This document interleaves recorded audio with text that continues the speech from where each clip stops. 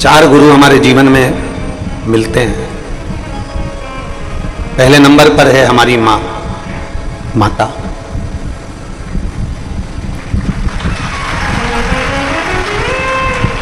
ये वो गुरु है, माँ रूपी गुरु जो होता है वो अपने जीवन में अपने बच्चों को केवल देना जानता है।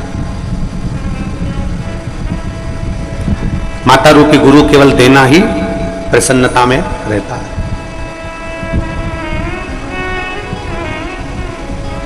पहले नंबर पर है मां। कल हमने कथा में कहा तो कई लोगों ने कहा कि आप अपने व्यासपीठ से बोल दिए कि गुरु बनाना है तो अपने माता पिता को बना लो।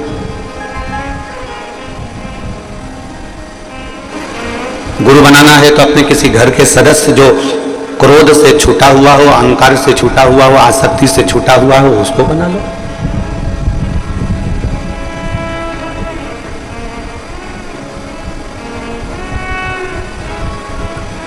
आप कैसे कह सकते हो कि मां को गुरु बनाया जा सकता है? आप कैसे कह सकते हो कि पिता को गुरु बनाया जा सकता है? हम आपसे पूछें, जितने इस पवित्र कथा को श्रवण कर रहे हैं, जितने इस पावन कंकर शंकर की भूमि से कथा का रसपान कर रहे हैं और जितने आस्था चैनल के माध्यम से, फेसबुक यूट्यूब के माध्यम से इस पवित्र कथा का लाभ ले रहे हैं, हम उनसे पूछें, प्रथम ज्ञान देने वाली होती कौन है? आपको बोलना सिखाता कौन है? जन्म के समय पर भले मां आपके कानों में गुरु मंत्र ना दियो, जन्म के समय पर भले मां आपके कानों में आकर कोई मंत्र प्रदान ना करी हो, पर संसार की पूरी माताएं, संसार की मां एक पहले नंबर का गुरु होती है, जो अपने बच्चे का हाथ पकड़कर उसको स्लेट पर लिखना भी सिखाती है और उसको बोलना भी सिखाती है। प्रथम है।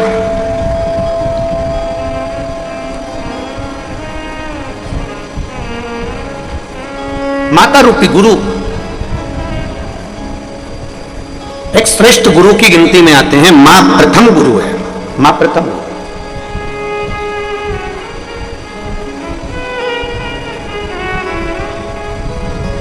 पहले नंबर का अगर कोई गुरु संसार में आपका हाथ पकड़कर लिखने की और लिखाने की सामर्थ्यता रखता है, पहले नंबर का गुरु यदि आपके कानों में भले मंत्र ना दिया हो, पर आपकी वाणी से माँ और पिता पापा खिलाने की सामर्थ्यता रखता है, दादा दादी बुलवाने की सामर्थ्यता रखता है, तो केवल एक माँ रूपी गुरु ही हो सकता है, बाकी का कोई।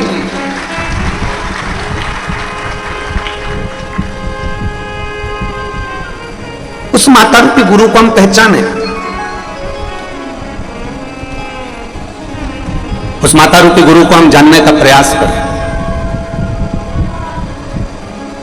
और जिस दिन हम माता रूपी गुरु को पहचान जाएंगे, जिस दिन हम पिता रूपी गुरु को पहचान जाएंगे, हम भटकना अपने आप छोड़ देंगे।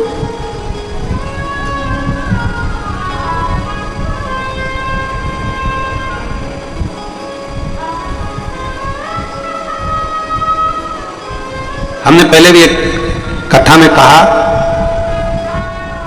कि पूर्व में हमारे जीवन में धन कम था, उसका गम होगा अपनी जगह, पर आज अपने माता पिता के संस्कारों में जो दम था वो आज संपूर्ण भारत को नजर आता है। ये संस्कार देने वाले माता और पिता हैं। पहले नंबर का गुरु यदि संसार सागर में परमात्मा ने देकर भेजा है तो वो मां को देकर भेजा। एक जीव जब जन्म लेता है ना, मृत्यु लोक में जब उस जीव को भेजा जाता है, मृत्यु लोक में जब उस जीव को भेजते हैं, मृत्यु सागर में, मृत्यु लोक में जब किसी मनुष्य को भेजा जाता है तो वो ऊपर बहुत बहस करता है।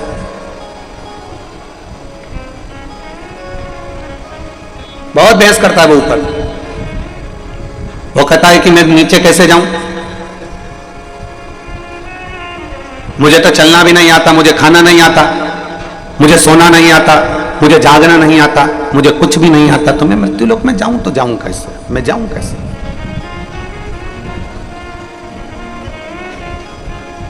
इस संसार सागर में मुझे नहीं जाना, इस संसार सागर में मुझे नहीं पहुंचना, मुझे भेजिए नहीं, मैं नहीं जाना चाहता, मैं पहुंचना नहीं चाहता।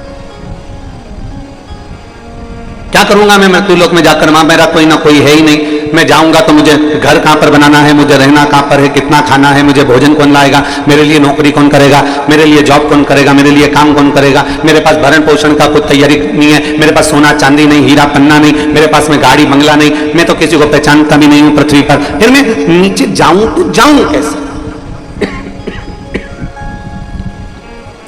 मैं संसार सागर में पहुंचूं तो पहुंचूं कैसे?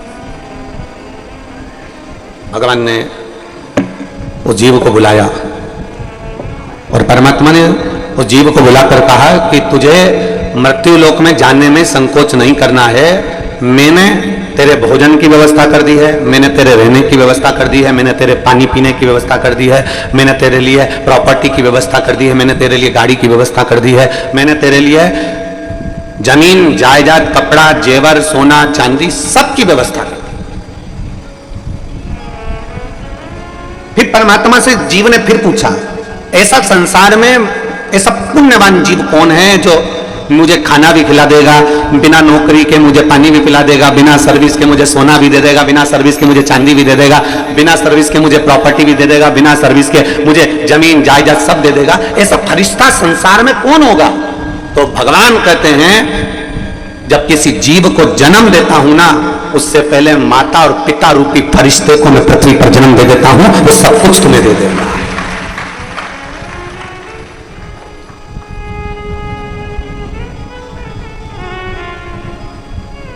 सब कुछ। द्रौपदी का जब चीर खींचा रहा था, द्रौपदी का जब चीर खींचा जा रहा था तो बिलख रही थी, रो रही थी, अपने पतियों को देखकर रो रही थी। पांच पति हैं और एक जैसे बैठे हुए और इनके हाथों में वो बल है कि गांडी उठाएंगे और 2 मिनट में मार देंगे। इनके हाथों में वो बल है कि गदा उठाएंगे और पछाड़ देंगे। पतियों को देखकर द्रौपदी रो रही है और द्रौपदी के रोने का सम्मुख में धृतराष्ट्र को देखकर, गांधारी को देखकर, पूरी सभा को देखकर द्रौपदी रो रही है कि बताओ इतनी बड़ी सभा में मेरे जैसी जीव को बचाने वाला कोई नहीं। तब आखिरी में द्रौपदी का ध्यान गुरु द्रोणाचार्य की ओर गया और गुरु द्रोणाचार्य की ओर जब द्रौपदी का ध्यान गया कि इस सभा में मेरा गुरु भी बैठा हुआ है, एक गुरु सभा के अंदर बैठा हुआ है और वो गुरु मेरे सामने बैठा हुआ है, तो मुझे विश्वास है पति भले साथ ना देगा, रिश्तेदार भले साथ ना दे, पर कम से कम मेरा गुरु तो साथ देगा। द्रौपदी उस गुरु जी के सामने चली गई और कहा, प्रभु जी मेरे चीर को खींचा जा रहा है, मैं आपकी शिष्या हूं, मैंने आपसे गुरु दीक्षा ली है, मैंने गुरु मंत्र लिया है, कोई साथ ना दे, कम से कम आप तो साथ दे दो। गुरु द्रोणाचार्य नैनों में जल भरकर द्रौपदी से कहते हैं, इस सभा में जितने बैठे हैं कोई तेरा साथ नहीं देगा, तेरा गुरु भी तेरा साथ नहीं देगा, पर इतना याद रखना द्रौपदी, मैं भले साथ ना दूं पर मैंने जो तुझे मंत्र दिया है उस मंत्र का जाप करना प्रारंभ कर दे, दुनिया का कोई साथ ना देगा पर वो परमात्मा साथ देगा। श्री शिवाय नमस्तुभ्यम। तुम ये मत सोचना कि हमारे दुख की घड़ी में किसी मनुष्य से तुम गुरु मंत्र जरूर ले लोगे, किसी मानव से तुम गुरु मंत्र ले लोगे, किसी संत से, साधु से, ब्राह्मण से, तपस्वी से, साधक से, उपासक से, किसी कथाकार आदि जितने भी तुम्हें मिलेंगे आप उनसे गुरु मंत्र तो ले लोगे, पर इतना याद रखना, ना साधु, ना सन्यासी, ना तपस्वी, ना साधक, ना उपासक, ना कोई कथाकार, ना कोई तत्व तुम्हारे दुख की घड़ी में कोई तुम्हारा साथ नहीं देगा। दुख की घड़ी में तो केवल तुमने किसी गुरु से जो मंत्र लिया है और वह मंत्र का यदि स्मरण आ गया तो उस मंत्र का जाप करते रहना, तो वो मंत्र तुम्हारा साथ दे जाएगा। इंसान साथ नहीं देता, इंसान कभी साथ नहीं देगा, मनुष्य कभी साथ नहीं देगा। अकेले आए हो संसार सागर में, अकेले आपको जाना है, अपने हाथों से कर्म करते जाना है, अपने हाथों से मेहनत करते जाना है। संसार सागर में अकेले आए और अकेले जाना है और अपना कर्म, अपनी मेहनत अपने साथ में करते हुए जाना, अपना कर्म।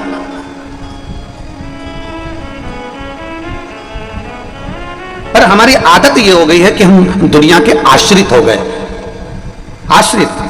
हम सोचते हैं कि हम जिस गुरुजी से मंत्र ले रहे हैं वो गुरुजी हमारा दुख मिटा देगा, हम जिस गुरुजी की कथा सुन रहे हैं वो गुरुजी हमारा दुख मिटा देगा, हम जिस गुरुजी के प्रवचन में पहुंच गए तो गुरुजी हमारा दुख मिटा देगा, या हम किसी गुरुजी के सत्संग में पहुंच गए तो गुरुजी हमारा दुख मिटा देगा, या हम किसी गुरुजी के पास हमारे पत्रिका आदि के लेकर पहुंच गए तो वो गुरुजी हमारा दुख मिटा देगा, हम किसी गुरुजी के पास पहुंच गए तो गुरुजी हमारा कष्ट मिटा देगा। कष्ट गुरु नहीं मिटाता, कष्ट मिटाने वाला आपका कर्म होता है। आप जब एक लोटा लेकर मंदिर भगवान देवाधिदेव महादेव को जल चढ़ाने के लिए जाते हो, आप दिल से जब एक बेलपत्र बाबा को चढ़ाते हो, आप जब दिल से भगवान शंकर को रिझाते हो, तो तुम्हारा किया गया कर्म धीरे धीरे तुम्हारा दुख कटना प्रारंभ हो जाता है और परमात्मा तुम्हारा हो जाता है। किसकी सामर्थ्यता है जो आपके दुख को मिटा दे?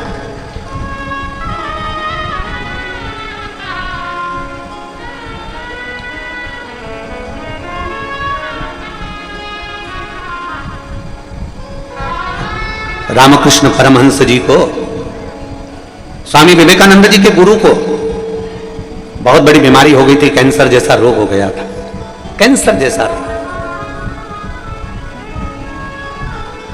नरेंद्र ने कहा, स्वामी विवेकानंद जी बोले, ए गुरुदेव, आपको इतनी बड़ी बीमारी हो गई, इतना बड़ा रोग हो गया है, मां शारदा, मां दुर्गा आपके कहने पर आपसे बात करने के लिए आती है, तो गुरुदेव आप मां शारदा से क्यों नहीं कहते कि मेरा ये रोग समाप्त कर दे?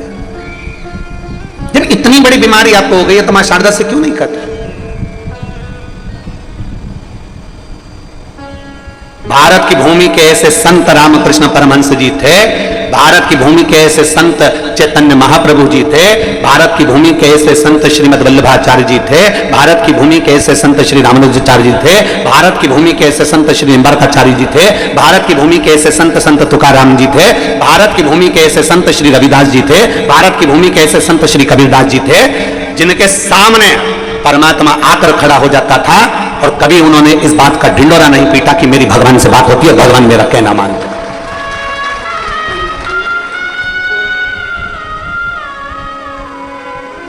आज के जमाने में अगर भगवान सपने में भी दिख जाए ना, तो लोग माइकों पर डोंडी पीट पीट के कहते हैं, कल रात्रि को मुझे वो दिखे थे और उन्होंने ऐसा कहा था।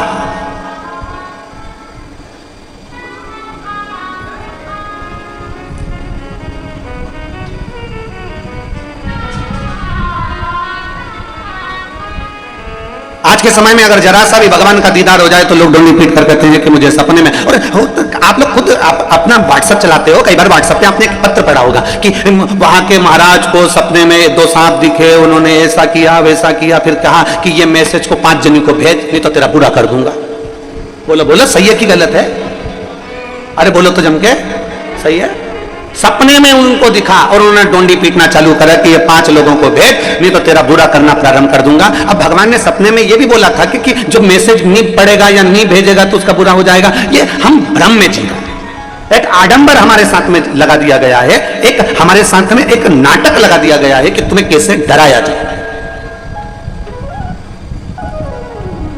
आज तक इस व्यासपीठ ने आज तक ये नहीं कहा कि तुम मंदिर नहीं जाओगे तो नरक पड़ जाओगे, कथा नहीं सुनोगे तो नरक पड़ जाओगे। इस व्यासपीठ ने आज तक नहीं कहा ये कि नरक चले जाओगे अगर कथा नहीं सुनोगे, या मंदिर नहीं जाओगे तो नरक चले जाओगे। व्यासपीठ आज तक नहीं बोली, ये व्यासपीठ कभी वर्णन नहीं करी। और इस व्यासपीठ ने यह भी नहीं कहा कि तुम स्वर्ग चले जाओगे कि नरक चले जाओगे।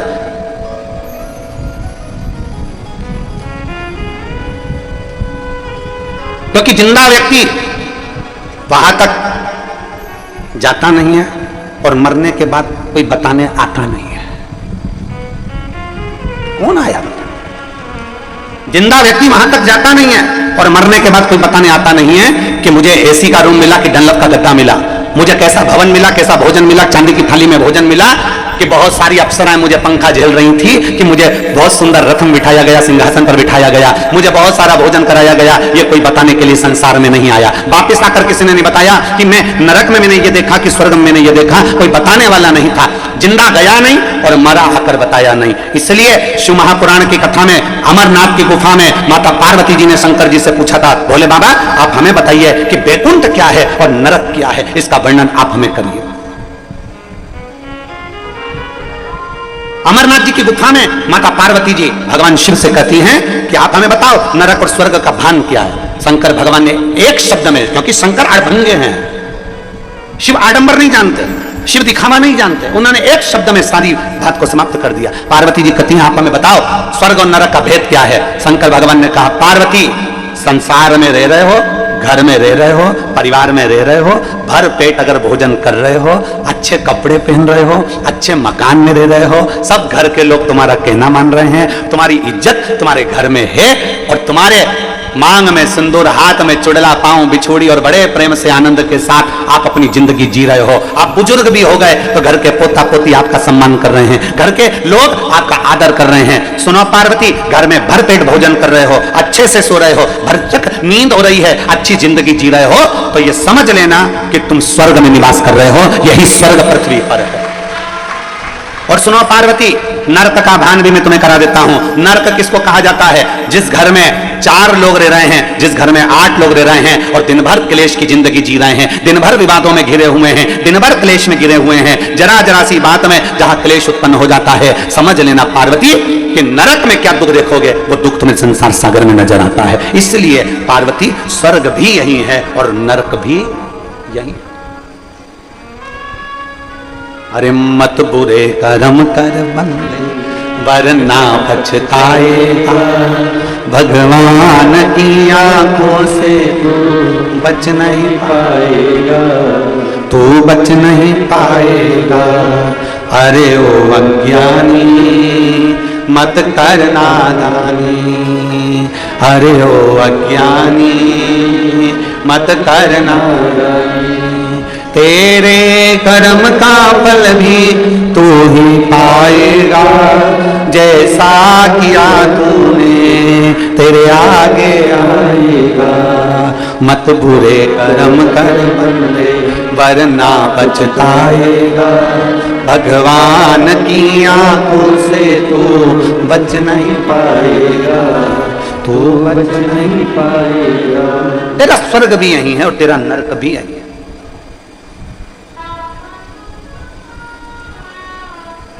गुरु होता ही जीवन में ऐसा है कि वो आपको स्वर्ग और नरक का दर्शन पृथ्वी पर कराने का प्रयास करेगा। ऊपर की किसने देखी साहब?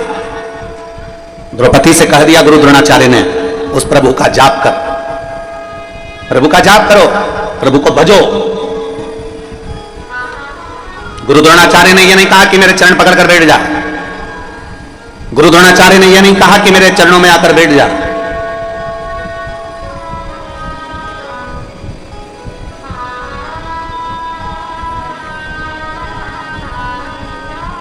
गुरु द्रोणाचार्य ने केवल एक ही बात कही, उस परमात्मा को याद करो। विपदा की घड़ी हो, विषम परिस्थिति हो, दुख का समय हो, उस समय पर उस शिव को, मेरे त्रिकालदर्शी कैलाशी को याद करो, उसको याद करो।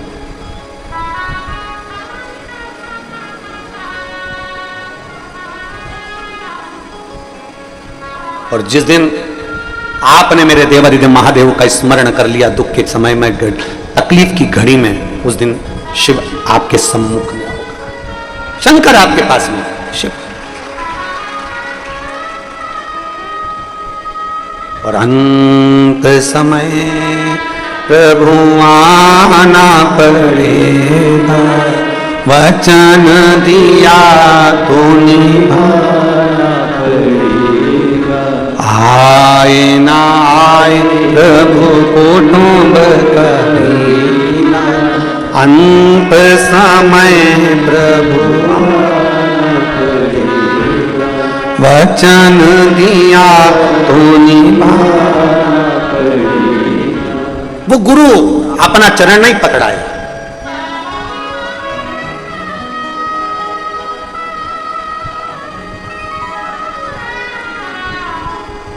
उस गुरु ने अपना चरण नहीं पकड़ाया, गुरु द्रोणाचार्य ने पकड़ाया तो गुरु मंत्र पकड़ाया, पकड़ाया तो गुरु का द्वार पकड़ा। भजन करो, भगवान का स्मरण करो। स्वयं स्वामी विवेकानंद जी रामकृष्ण परमहंस से कहते हैं, अपने गुरु जी से कहते हैं, गुरु जी शारदा मां तुम्हारी सुनती है, जगत जननी जगदम्बा अम्बा मां काल रात्रि मां दुर्गा भवानी तुम्हारी सुनती है। आप अपने शरीर में कैंसर जैसा रोग हो गया है, आप मां को बोलते क्यों नहीं हो? आप मां जगत जननी से कहते क्यों नहीं हो? रामकृष्ण परमहंस जी ने कहा, तू कह रहा है ना, बोलूंगा बोलूंगा। एक दिन रामकृष्ण परमहंस जी से स्वामी विवेकानंद जी ने कहा, आज तो तुम्हें जगत जननी दुर्गा भवानी से कहना ही पड़ेगा कि मेरा कैंसर का रोग समाप्त करो।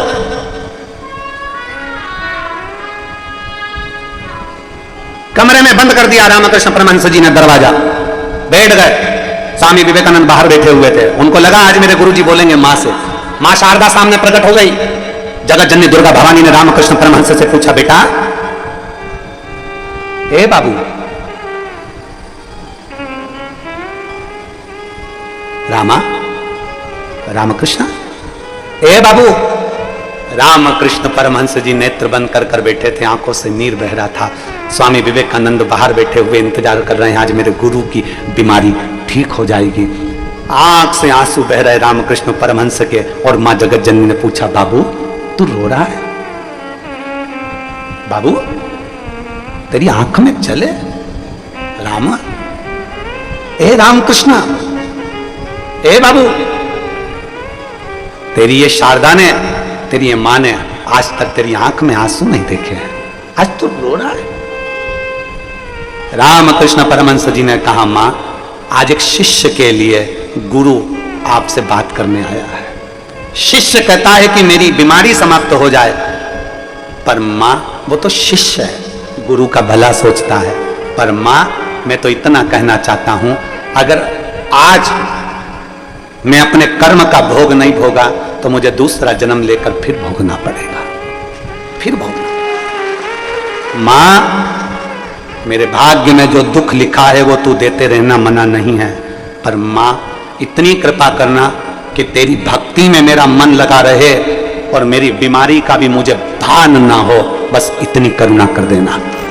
दुख आएगा, तकलीफ आएगी, कष्ट आएगा, बीमारी आएगी, ऐसा कोई संसार में नहीं जन्मा जिसकी जिंदगी में तकलीफ नहीं आई, ऐसा कोई जिंदगी में नहीं जन्मा जिसके जीवन में दुख नहीं आया, ऐसा कोई बड़े से बड़ा महात्मा हो चाहे छोटे से छोटा व्यक्ति हो, जिंदगी में ऐसा कोई नहीं जन्मा जिसकी जिंदगी में तकलीफ या दुख या कष्ट नहीं आया।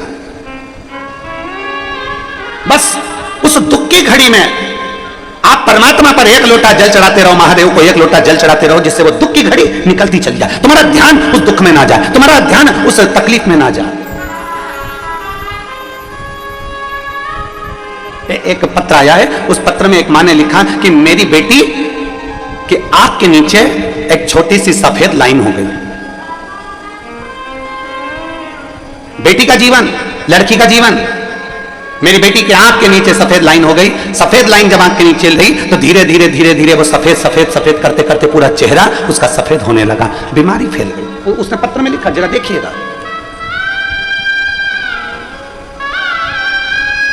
मैं अर्चना बेलवंशी, पति सुरेश बेलवंशी, परासिया, जिला छिंदवाड़ा, मध्य प्रदेश की निवासी हूं। मेरा मोबाइल नंबर ही है, कहीं बैठी हो तो हाथ हिलाइएगा, अगर कहीं बैठी हो तो हाथ हिला सकती है और बेलपत्र लेने यहां आ सकती है। हाँ जी, दिख गया। बेटी आई है क्या साथ में? आई है, ले आओ इसको, बेलपत्र लेकर जाओ। जाओ। मैं अर्चना बेलवंशी, पति सुरेश बेलवंशी, परासिया, जिला छिंदवाड़ा, मध्य प्रदेश की निवासी हूं। मेरा मोबाइल नंबर यह है। मेरी बेटी अंशिका बेलवंशी, उम्र 5 वर्ष है। उसकी आंख के नीचे सफेद दाग हो गया और उसके चेहरे पर पूरा दाग फैलता चले गया और पूरा चेहरा उसका धीरे धीरे सफेद होने लगा। 2023 में हमने डॉक्टर को दिखाया, जितना जितना उसको दिखाते गए वैसे वैसे उसके शरीर पर वो बीमारी फैलती चली गई। अब बेटी का जीवन है, गुरुजी कैसे इस बीमारी को देख लें। तब मेरे मम्मी पापा, ममता रकोशिया, पिताश्री अमित लाल रकोशिया जी के कहने पर मैंने पहली बार आपकी कथा टीवी पर सुनना प्रारंभ करी। आपको आज तक मैंने टीवी पर कथा नहीं सुनी थी, आज तक आपको देखा नहीं था, आज तक आपसे बात नहीं हुई। पहली बार कथा मैंने टीवी पर देखी और आपने कहा कि पूर्णिमा की रात्रि को गाय जब बछड़े को दूध पिलाती है तो उसके मुंह में फेन आ जाता है, उसको चम्मच में निकाल लो और उस फेन को शरीर पर लगाकर उसको चंद्रमा की रोशनी में रखिए और रुद्राक्ष का जल शिव जी को चढ़ाकर उसको पिलाइए। हमने बेटी को शंकर जी के मंदिर भेजना चालू कर दिया। मेरी बेटी देखकर रोती थी कि मेरा चेहरा कैसा हो गया, मेरा शरीर कैसा हो गया। तब हमने अपनी बेटी से कहा, उस पर भरोसा रख, बाबा को एक लोटा जल चढ़ाती रहे, मंदिर की सफाई करती रहे। और बाबा का क्या गुणगान करूं गुरुदेव, मेरे बाबा तो शंकर हैं और मैं क्या कहूं, आपकी वाणी में केवल शिव पुराण नहीं है, शंकर खुद वाणी से ऐसा लगता है कि बोलता है। बाबा आज मेरी बेटी पूरी तरह से ठीक हो गई, उसका चेहरा वापस वैसा की वैसा हो गया और उसका रोग समाप्त हो गया। मैं बाबा को प्रणाम करने के लिए एक शिव तत्व की प्राप्ति, एक शंकर को घड़ी की प्राप्ति।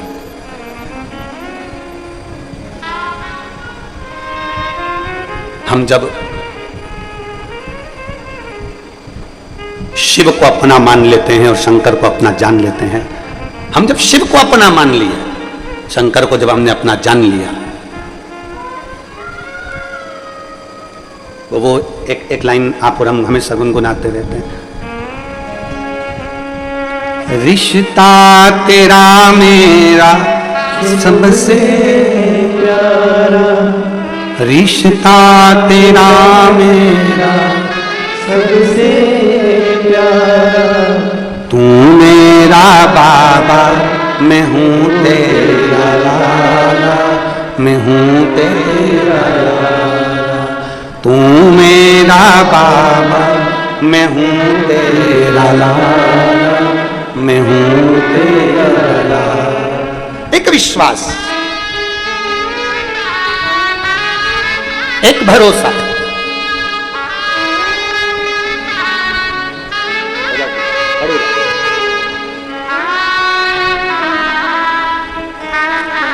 यही बेटी है जिसका पूरा चेहरा शरीर धीरे धीरे सफेद हो गया था, चर्म रोग हो गया था, पर आज बाबा ने एक विश्वास के साथ उस बेटी का पूरा शरीर वैसा की वैसा ही कर दिया। ये शिव तत्व है।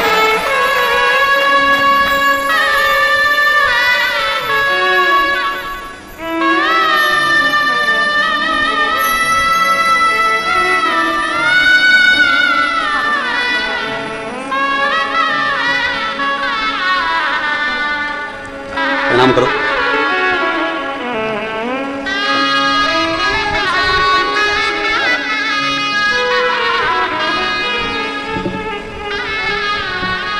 एक संबंध हम परमात्मा से जोड़े, एक रिश्ता हम भगवान से जोड़े।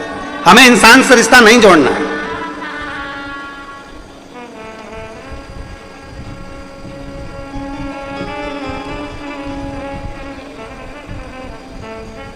याद करो जगत गुरु शंकराचार्य जी का वो समय, 14 वर्ष की आयु में जगत गुरु शंकराचार्य जी जब पूरे विश्व में शिव का डंका बजा रहे थे, पूरे विश्व में जगत गुरु शंकराचार्य जी जब शंकर की पूजन का, शिव की स्तुति का, शंकर की आराधना का डंका बजा रहे थे, तब कई लोग जगत गुरु शंकराचार्य जी के चरण को पकड़ रहे थे। तो जगत गुरु शंकराचार्य जी ने कहा, मुझे क्यों पकड़ते हो, मैं तो आज हूं कल नहीं, मेरा मानव का शरीर है, आज रहेगा कल नहीं। अगर तुम्हें पकड़ना है तो शंकर के शिवलिंग को पकड़ लो, शिव की स्तुति को पकड़ लो। आज शरीर है, कल नहीं। 14 वर्ष के जगत गुरु शंकराचार्य जी अपनी वाणी में कहते हैं, मुझे नहीं पकड़ना, पकड़ना महादेव को,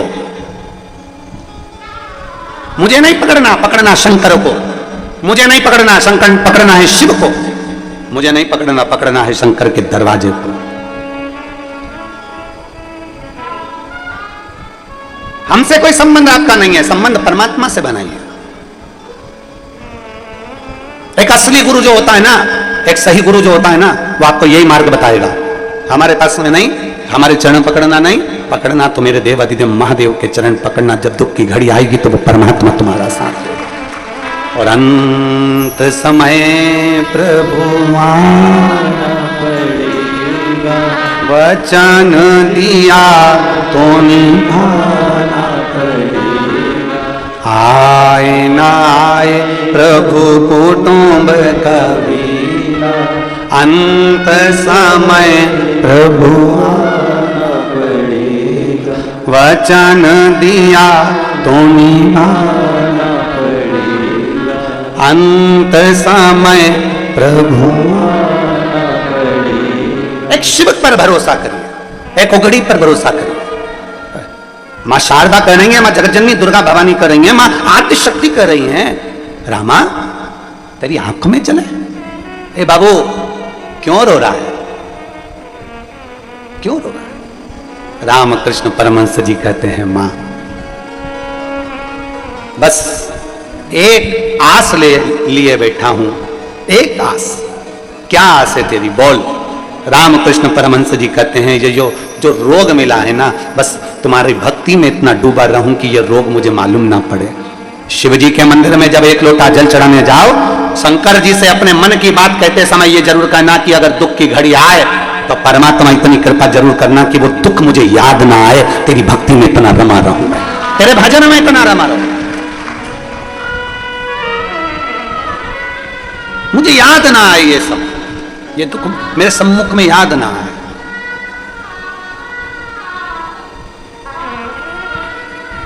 आप में से कोई लोग नाव में कभी बैठे हैं क्या? जो लोग बैठे हैं जरा हाथ उठाओ। नाव में कभी बैठे हो तो ठीक है, रख लो बहुत जोरदार।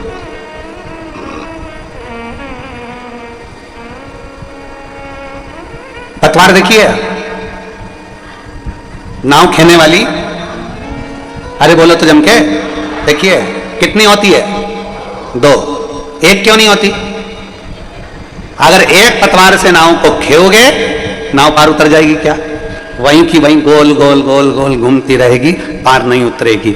उसी तरह मेरे वो घरदानी, मेरे शंकर भगवान माता पार्वती को अमरनाथ की गुफा में बैठकर कहते हैं, पार्वती सुख और दुख ये 2 पतवार है, और ये 2 पतवार नाव में लगी रहती है। उसी तरह संसार सागर में जो जन्म लेता है उसको सुख और दुख की 2 पतवार पकड़ाई जाती है। अगर एक पतवार दी जाए तो वो वहीं गोते लगाता रहता है। ये 2 पतवार ऐसी होती है जो व्यक्ति को मंजिल तक पहुंचा देती है, मंजिल तक पहुंचाती है। केवल सुख सुख मिल जाए ना, केवल अच्छा ही अच्छा मिल जाए, गुलाब जामुन खाने को मिल जाए तो दांत सड़ जाते हैं। अगर पेड़ा ही पेड़ा खाने को मिल जाए तो दांत सड़ जाते हैं। अभी तुम रोज भोजन कर रही होगी, उसमें नुक्ती, मिक्सचर, खिचड़ी, रोटी, सब्जी सब मिल रहा होगा। तुम एक दिन विचार करना कि मुझे तो नुक्ती खाना है, बूंदी बूंदी खाना है, तो थोड़ी देर बाद रुमाल ऐसा रख के कथा में बैठी रहोगी। अब कोई तुमसे पूछे क्यों हुआ क्या? नुक्ती पेट में भी दुखती और दांत में भी दुखती। अब कोई पूछे तुमसे कि तू ये दांत पर, मुंह पर ये कपड़ा लेकर क्यों बैठी? तो कहे बस आज मेरे दांत में बहुत दर्द हो रहा है, आज मेरे को थोड़ा पेट में भी बहुत दर्द हो रहा है, बार बार ऐसा लग रहा है कि मड़ोड़ उठ रही है बार बार। तो कोई पूछेगा क्या खाया था? तो कि खाने को तो रोटी भी थी, खिचड़ी भी थी, 2 चीज थी। अगर ज्यादा कहीं तबियत मबियत गड़बड़ हो तो खिचड़ी खा लो, और अगर अच्छे दमदार हो तो रोटी निपटा लो। पर मेरी भी बुद्धि मारी गई थी, अकेली में जोरदार अच्छी कुरकुरी सी नुक्ती थी, वो निपटा गई। अब मुझे क्या मालूम था कि नुक्ती पेट में दुखती? अब मुझे क्या मालूम था? मेरे को तो लगा कि अच्छी है।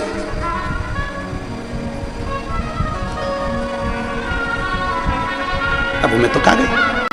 अब मुंह पे रुमाल रखकर बैठे हो, दांत में तकलीफ। अर्थात शिव महापुराण की कथा कहती है, मेरे भोलेनाथ, मेरे ओघरदानी अमरनाथ जी की गुफा में कहते हैं बैठकर, पार्वती सुन, 2 पतवार से नाव पार होती है। उसी तरह दुख के साथ सुख है और सुख के साथ दुख है। एक पहले चलती, फिर दूसरी चलती, फिर एक चलती, फिर दूसरी चलती। सुख आएगा, दुख आएगा, सुख आएगा, दुख आएगा, सुख आएगा, दुख आएगा, और अंत में मंजिल तक पहुंच जाओगे। बस तुम्हारी नैया पार, भटकना नहीं है।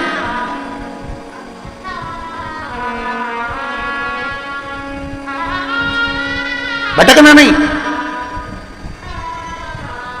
अगर हम इस सुख दुख की नाव में सवार हैं, मंजिल तक पहुंचना है तो परमात्मा का, रामकृष्ण परमहंस जी से मां जगत जननी करी, मां तुझे क्या चाहिए? आज मेरा दिल प्रसन्न है क्योंकि तेरे शिष्य ने तेरे लिए सोचा है। तो बोल तुझे क्या चाहिए? रामा बोल दे, रामा हे बाबू मुंह से बोल तो सरी। रामकृष्ण परमहंस जी कहते हैं, मां आज एक इच्छा है मेरी, वो तू पूरी कर देना। मां कौन सी इच्छा है? बोल रामकृष्ण परमहंस। मां पूछ रही है कौन सी इच्छा? तब स्वामी विवेकानंद जी का स्मरण आया और रामकृष्ण परमहंस जी ने कहा, मां इतना जरूर करना, जब मेरे अंतिम क्षण हो, प्राण छूट रहे हो मां, तब तेरी गोद में मेरा सिर रखा हुआ हो और मैं अपने धाम को चला जाऊं। बस इतनी क्या आया है सो जाएगा राजा रंग फकीर, जो आया वो जाना है। ऐसा संसार में कोई जन्म, मरण और परण 3 मेरे बाबा के हाथ में है। जन्म, डॉक्टर ने कह दिया 8 तारीख की डिलीवरी का टाइम है, मालूम पड़े 15 दिन पहले हो गई या 10 दिन और निकाल दी। जन्म, मरण, मृत्यु। किसी ने पत्रिका देखकर कहा था बहुत लंबी उम्र है, मालूम पड़ा टेका या निपट गए। डॉक्टर ने कहा था अंतिम सांस चल रही है, घर ले जाओ, मालूम पड़े 1 साल तक पलंग पे पड़े पड़े निकाल दिए, मरे ही नहीं। 4 बार गीता जी सुना दी, 3 बार गोबर लिप के नीचे सुला दिया, मालूम पड़े फिर सांस चल गई, फिर उठा के पलंग पे लेटा दिया, निपटी नहीं, मरे ही नहीं। जन्म, मरण, परण, विवाह, शादी, तुम सोच कर बैठी थी मैं लड़के की शादी करूंगी, ऐसी बहू लेके आऊंगी, लड़की की शादी करूंगी, ऐसा दामाद ढूंढ के लाऊंगी। अब हम क्या बोलें तुमको, तुम सब अच्छे से जान रही होगी तुम्हारे घर में कैसी आई है और कैसे दामाद और कैसे सब मिले हैं, ये तुम सब जानते। कितना कितना सोचा था, कितना कितना विचार करा था, कितना कितना मन में सोच कर बैठे थे।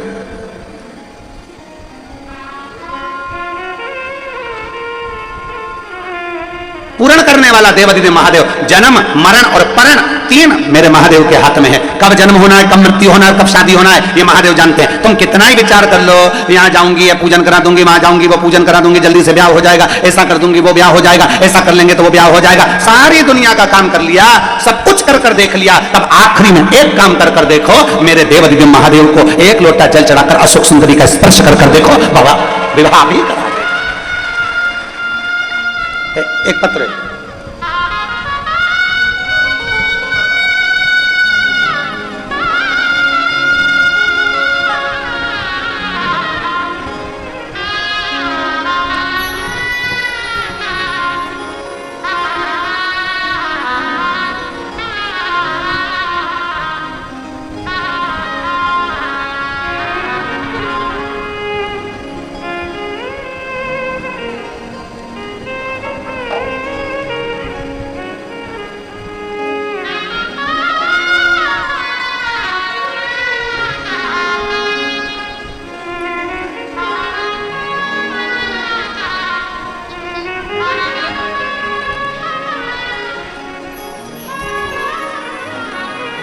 सुमित बालाजी कांवले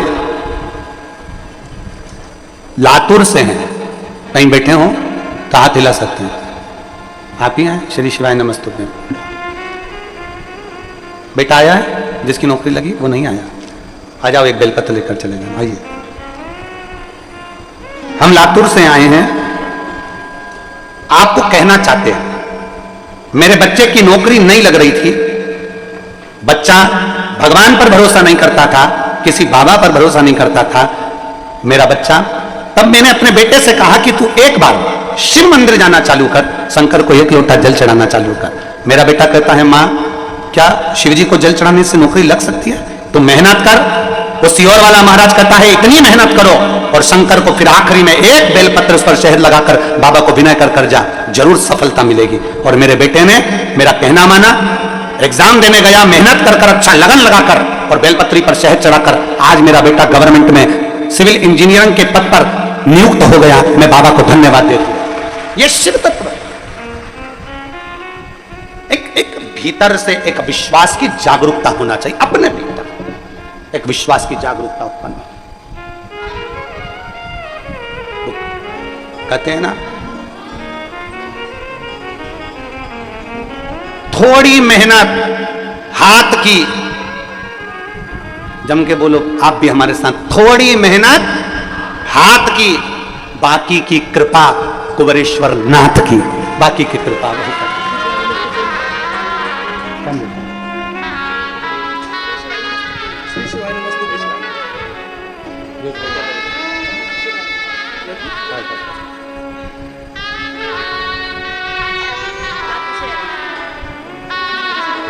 बधाई आपको।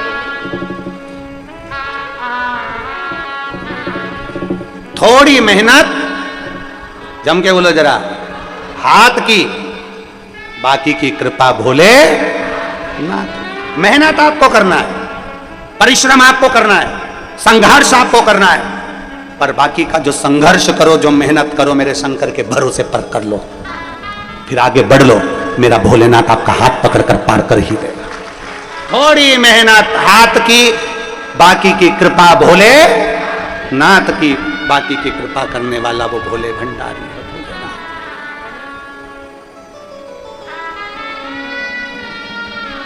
वो कृपा करता, वो दया करता, उसकी करुणा, उसकी कृपा कभी खाली नहीं जाती।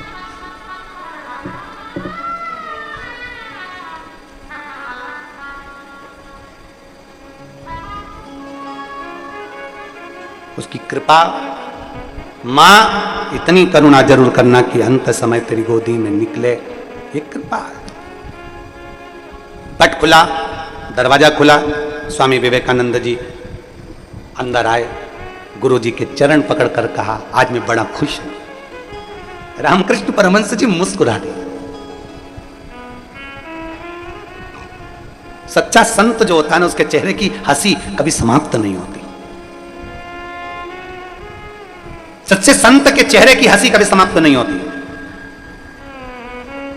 सच्चा जो संत होता है उसके चेहरे पर कभी क्रोध नहीं आता। सच्चा जो संत होता है उसके भीतर कभी अहंकार नहीं आता, अभिमत्ता से परे होता है। रामकृष्ण परमहंस जी मां दुर्गा से, आद्य शक्ति मां काली से, शारदा भवानी से बात करते थे, पर कभी रामकृष्ण परमहंस जी के चेहरे पर कभी भी अहंकार, क्रोध, कभी भी उनके चेहरे पर, मां स्वयं कह रही है शारदा भवानी कि आज मैंने तेरे चेहरे पर अश्रु देखे, तू तो मुस्कुराने वाला था, तू तो हंसने वाला, तू मुस्कुराने वाला, और जगत को तू प्रेरणा देने वाला कि हंसते रहो जिंदगी में, और तू आज रो रहा है। मां शारदा खुद कह रही है।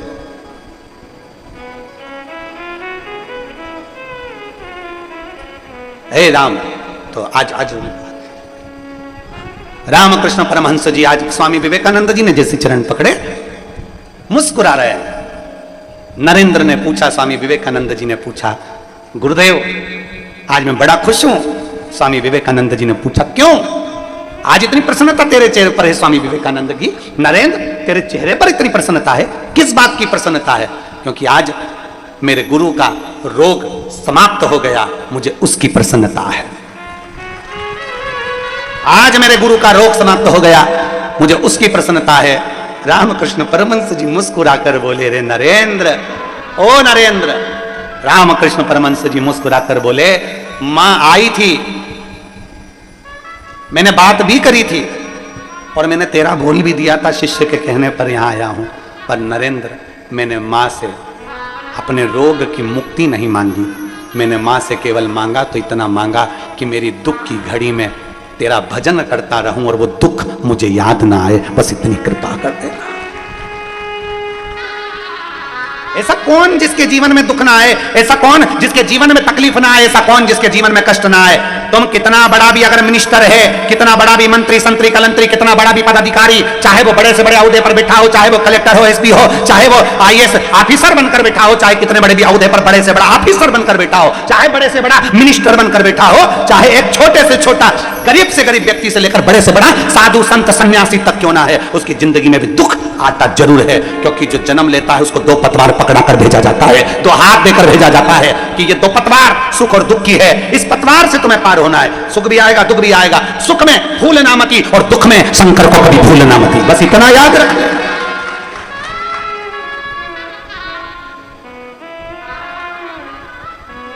सुख में भूलना नहीं और दुख आए तो मेरे महादेव को भूलना नहीं। कितना भी दुख आए, मेरे शंभू को, मेरे शंकर को कभी भूलना नहीं। और फिर निवेदन करूंगा, मेरे भारत भूमि की जितनी माताएं कथा सुन रही हैं और विदेश में बैठकर जितने मेरे सनातनी इस पवित्र शिव महापुराण की कथा को सुन रहे हो, और जितने कुबेरेश्वर बाबा की कंकर शंकर की धरा पर बैठकर कथा सुन रहे हो, अपने भीतर एक बात को गांठ बंद कर रख लेना कि दुख की घड़ी में कोई साथ ना दे, तब एक लोटा जल अपने घर से भरना, चाहे दिन हो, चाहे रात, चाहे सुबह हो, चाहे शाम, पहुंच जाना मेरे महादेव के पास और कह देना उसको, एक लोटा जल भरना और पहुंच जाना अपने पिता के पास में, अपने बाबुल के पास में, और बाप के पास पहुंचकर उससे अपने दिल की बात कह देना, उसको पिता मानकर, उसको अपना पिता जानकर अपने मन की बात कह देना। बाबुल, आज मैं दुखी हूं, बाबा आज मैं बहुत तकलीफ में हूं, पिता आज मेरे जीवन में ये तकलीफ आकर खड़ी हो गई, सारी समस्या का हल एक लोटा जल। बोल बम का नारा है, उससे कह दो जाकर, उससे।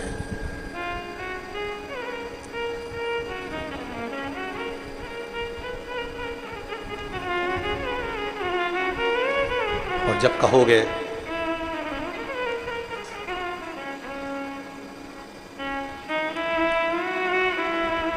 जब उससे जाकर विनय करोगे, जब उससे जाकर कहोगे, विनय करोगे, निवेदन करोगे, तो जिंदगी का एक सुख अपने आप रहेगा। मांगू क्या मैं क्या नहीं तुमने दिया,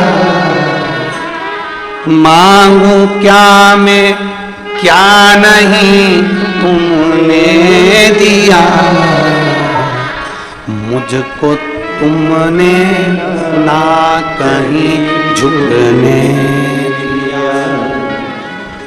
मुझको तुमने ना कहीं झुकने दिया, मुझको तुमने ना कहीं झुकने दिया, मुझको तुमने ना कहीं झुकने दिया।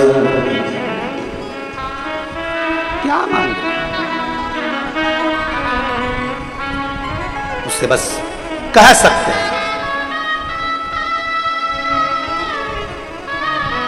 जब से मेरे सर पे तेरा हाथ है, जब से मेरे सर पे तेरा हाथ है, ठोकरों में भी नहीं गिरने दिया, ठोकरों में भी नहीं गिरने दिया।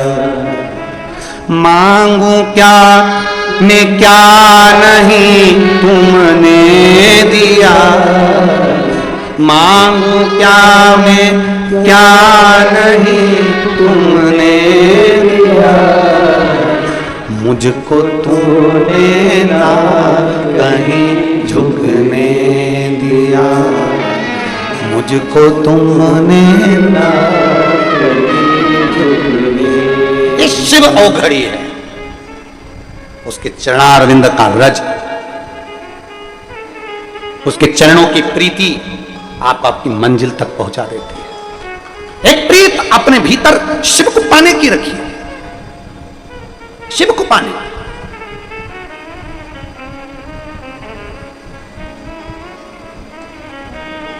आपने कई बार देखा होगा, हमने अपनी व्यासपीठ से भी कई बार कहा, और कोई अगर मिलने भी आता है तो हम अपना चरण कभी माताओं से छूने नहीं देते, क्योंकि हम उनको कहते हैं कि तुम हमारी जीजी हो और हम तुम्हारे भाई हैं, और भाई के पैर बहन पड़े ये कहां की रीति है। हम तुम्हारे चरण पड़े, पर निवेदन है कि मेरी जीजियां कभी हमारे चरण ना पड़े। जीजियां तो अपना हाथ ऊंचा रखकर अपने भाई को केवल आशीर्वाद देती रहे।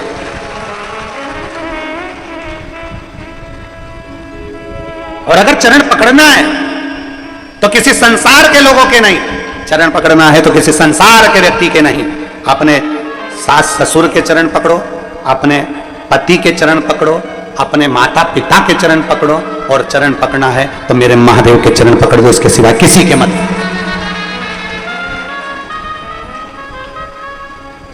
चरण उसके छूना चाहिए जिसका आचरण अच्छा हो, जिसके अंदर आचरण ठीक ना हो, अहंकार, क्रोध, आसक्ति, लोभ, वासना, तृष्णा सब भरी हुई है, और उसके हम चरण छुए थे। कहां?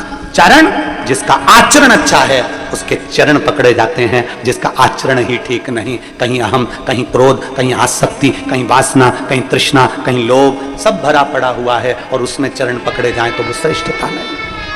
आचरण ठीक है तो चरण पकड़ लो, और आचरण अगर किसी संसार के व्यक्ति का, हम एक बार बहुत बहुत धन्यवाद दिए। आपने भी कई बार कथाओं के माध्यम से सुना होगा कि कोरोना महामारी में, कोरोना काल में जब घर के बच्चे अपने माँ बाप का अंतिम संस्कार करने के लिए नहीं आए, तब कोरोना महामारी में हॉस्पिटल में काम करने वाले वो कर्मचारी, हॉस्पिटल में पोछा लगाने वाले, झाड़ू लगाने वाले, जिनको लोग छूना पसंद नहीं करें, जिनको लोग कहते कि ये तो ऐसे, ये तो वैसे, उन व्यक्तियों ने, जिन्होंने हॉस्पिटल में एक साधारण सा अपना ये नहीं देखा कि मुझे कोरोना हो जाएगा, उन्होंने ये नहीं देखा कि मुझे तकलीफ हो जाएगी, उन्होंने हॉस्पिटल में दवाई भी दी, गोली भी दी, तुम्हारा ट्रीटमेंट भी करा, तुम्हें छुआ भी, और आखिरी में जिनके बच्चे अंतिम संस्कार करने नहीं आए उनको ले जाकर अंतिम संस्कार भी करा। ये उनके आचरण अच्छे थे, उनके चरण छूने के लायक।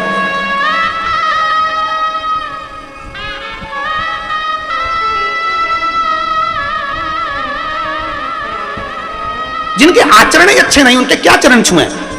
अरे हॉस्पिटल में जाओ तो सबसे पहले बस सेवादारों को धन्यवाद दो कि तुम इस हॉस्पिटल की पूरी सफाई करते हो। हॉस्पिटल में जाओ, चिकित्सालय में जाओ तो उन सेवादारों को धन्यवाद दो कि तुम हॉस्पिटल में सफाई करते हो। जिस रोड पर कोई घूमना पसंद नहीं कर रहा था कोरोना महामारी में, उसमें पुलिस प्रशासन का एक एक कर्मचारी चौराहे चौराहे पर ड्यूटी दे रहा था। क्या उनके बच्चे नहीं थे? क्या उनकी पत्नी नहीं थी? क्या उनके माता पिता नहीं थे? पर एक एक पुलिसकर्मी ने चौराहे पर खड़े हो होकर सेवा दी है। धन्यवाद देना उन पुलिसकर्मियों को जिन्होंने अपनी ड्यूटी को सही मायने में निभाया है। साधुता इनको दीजिए। जिसका आचरण ठीक ना हो उसके चरण भी मत छुओ। व्यासपीठ भी ये कहती है आप आचरण अच्छे नहीं है, चरण ना छुए। जिसका आचरण अच्छा है उसके चरण पकड़ लीजिए, उसके चरण पकड़। अपने अंदर अहंकार इतना भर लिया, अपने अंदर क्रोध भर लिया, अपने अंदर आसक्ति भर ली, अपने अंदर तृष्णा भर ली। एक बच्चा अपने दादाजी से पूछा, दादाजी ओ दादाजी। दादाजी बोले हाँ रे बोल बोल क्या है रे? तो दादाजी से कहा दादाजी पापा जब भी ड्यूटी पर से आते हैं तुम अपना लेक्चर देना चालू कर देते। पापा ड्यूटी पर से आए और तुमने अपना लेक्चर देना चालू कर। दादाजी ने कहा मैंने क्या लेक्चर दिया रे? अपनी बाप की वाणी बोल रहा है। एक तो तू भी अपने बाप पर गया। तो पोता बोला बाप पर तो जाऊंगा, उनकी तो औलाद हूं। मैंने क्या बोला कि पाप दादाजी पिताजी जब भी ड्यूटी से आते हैं तुम लेक्चर देना चालू कर देते हो। गुस्सा मत करे कर, क्रोध मत करा कर, अहंकार मत कर, क्रोध मत कर, क्रोध मत कर, क्रोध मत कर। ये बार बार तुम्हें बोलना चाहिए क्या? अपने अंदर गुस्सा नहीं रखना, अपने अंदर क्रोध नहीं रखना, अपने अंदर अहंकार नहीं रखना। तो इतने में पोता बोला दादाजी क्या नहीं रखना है, उसमें रखने से क्या होता है? इतने में दादाजी भी चतुर थे, उन्होंने एक झिंगुर उठाया, काकरोच, और दादाजी ने काकरोच उठाकर झिंगुर उठाकर अपने पोते की शर्ट के अंदर डाल दिया। अब तो पोता बार बार झटका रहे, झिंगुर झिंगुर झिंगुर झिंगुर झिंगुर। अब बैठे तो उसको झिंगुर झिंगुर नजर आ रहा। अब दादाजी मुस्कुरा रहे, पोता परेशान। दादाजी ने कह दिया ले मैंने झिंगुर निकाल दिया। झिंगुर निकालने का दादाजी ने बोल दिया, पर झिंगुर अंदर ही था, चल रहा था। तो पोता फिर बोला दादाजी झिंगुर, दादाजी झिंगुर, दादाजी काकरोच काकरोच काकरोच।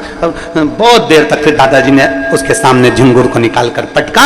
अब बच्चा आराम से बैठा। बस दादाजी ने कहा बेटा मैं अपने पुत्र को, पोते से कहा अपने पुत्र को कहता हूं कि अपने अंदर क्रोध मत रख, अपने अंदर अहंकार मत रख। एक झिंगुर, एक काकरोच अंदर चले जाता है तो वो सही से बैठने नहीं देता। अगर अंदर क्रोध और अहंकार चले गया तो जिंदगी में अच्छे से रहने नहीं देगा। एक काकरोच अंदर गया, एक झिंगुर अंदर गया, एक काकरोच हमारे वस्त्र में चले गया तो हमें अच्छे से बैठने नहीं देता। थोड़ी थोड़ी देर में अगर एक छिपकली तुम्हारे बीच में आ जाए तो तुम्हारे भाई छिपकली आई, तुरंत तुम्हें बैठने नहीं देगा। एक काकरोच, एक चीता, एक चींटी, एक झिंगुर तुम्हें बैठने नहीं देता, तुम्हें अच्छे से कथा नहीं सुनने देता, तुम्हें अच्छे से काम नहीं करने देता। तो हमारे भीतर अगर अहंकार भरा होगा, हमारे भीतर क्रोध भरा होगा, हमारे भीतर आसक्ति भरी होगी, हमारे भीतर तृष्णा भरी होगी, हमारे भीतर वासनाएं भरी होंगी, तो हमें क्या अच्छा लगेगा? हम कैसे सुख का जीवन जी सकते हैं? हम कैसे परमात्मा से मिल सकते हैं? हम कैसे शंकर के हो सकते हैं?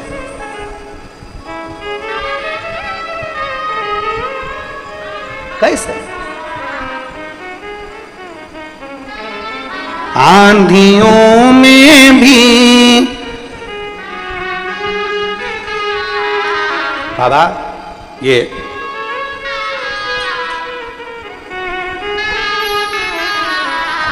आंधियों में भी हम भी मिट जाएंगे। बाबा आपकी कृपा ऐसी थी कि आपने उन आंधियों में मुझे गिरने नहीं दिया। ये तेरी कृपा है, ये तेरी करुणा है, ये तेरी दया है, तेरी दया। एक बहन पत्र लिख रही है, डमरू भी भेजा हो। मेरा नाम सरिता बाथम है, मैं इंदौर से आई हूं, मेरा मोबाइल नंबर ये है। कहीं बैठी है सरिता जी? अगर कहीं बैठी हो तो हाथ हिलाइएगा।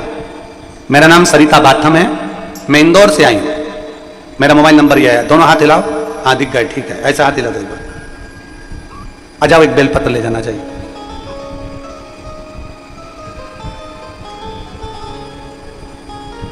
बहुत अच्छी बात लिखी है, पहली लाइन तो बहुत अच्छी लिखी। गुरुजी आपको आपकी बहन का प्रणाम और मेरी जीजियों का प्रणाम मेरे सर माथे पर हो। 7-8 पंडाल में बैठकर मैं कथा सुन चुकी हूं गुरुजी। पक्षियों को दाना देना, पौधे लगाना, बस ये काम करती रहती हूं। 15 सालों से निरंतर पशुओं की सेवा करना। कोई का पशु का एक्सीडेंट हो जाए तो उसको संभालना, भोजन, पौधा लगाना, पक्षियों की सेवा करना, यह करती रहती। पर मन में एक ही कमी थी, वो किसको कहूं? गुरुदेव, मेरा मकान नहीं था, अब मैं कहूं तो किससे कहूं? तब आपकी कथा ने मुझे बल दिया, और आप कहते हो कि कोई लेट बनता है, कोई जल्दी बनता है, शिव को जल चढ़ाने वाला एक दिन से जरूर बनता है। मैंने भी सोच लिया कि अब शंकर के मंदिर जाना है, जल चढ़ाना है, सेवा करना है, और बाबा की कृपा से वही सेवा में लग गई। और ऐसी कृपा मेरे बाबा ने कर दी कि मुझे अपने खुद के एक मकान में मेरे बाबा ने मुझे विराजमान कर दिया। अब एक ही आस लगाकर बैठी हूं, आप कृपा करेंगे तो जरूर मेरी आस पूरी होगी। अब कहीं नर्मदा जी के किनारे पर आपकी एक कथा जरूर करवाना चाहती हूं, बस ऐसी कृपा हो। हम तो हमारी बहन से कहेंगे, जी जी कथा करवाने वाले पिताजी जिस दिन बेटे को आज्ञा कर देंगे तो बहन के घर पहुंच जाएंगे, उसमें क्या चिंता का विषय। कथा कराने वाला मेरा शिव। लाइन अच्छी लिखी है, आप और हम सब गुनगुनाते हैं। तेरी कृपा बिना न हिले एक भी अणु, लेते हैं श्वास तेरी कृपा से तनु। बखान क्या करूं रातों के ढेर का, चपटी भभूत में खजाना कुबेर का। हे गंगाधार मुक्ति द्वार,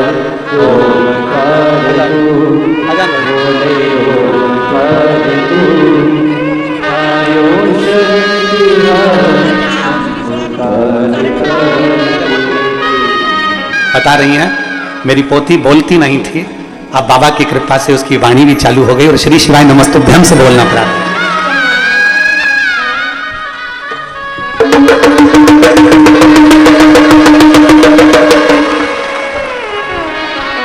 शिव तत्व को पहचान, शंकर ओघड़ी को पहचान। एक विश्वास के साथ जब हम शिव को पहचानेंगे, एक विश्वास के साथ जब हम शंकर को जानेंगे, हमारे दुख मिटाने के लिए हमें किसी को नहीं ढूंढना पड़ेगा। हमारे दुख मिटाने के लिए हमारा महादेव त्रिपुंडधारी, त्रिशूलधारी, डमरूधारी, नंदी की सवारी और गौरा महारानी को लेकर हमारे दरवाजे तक आ जाए।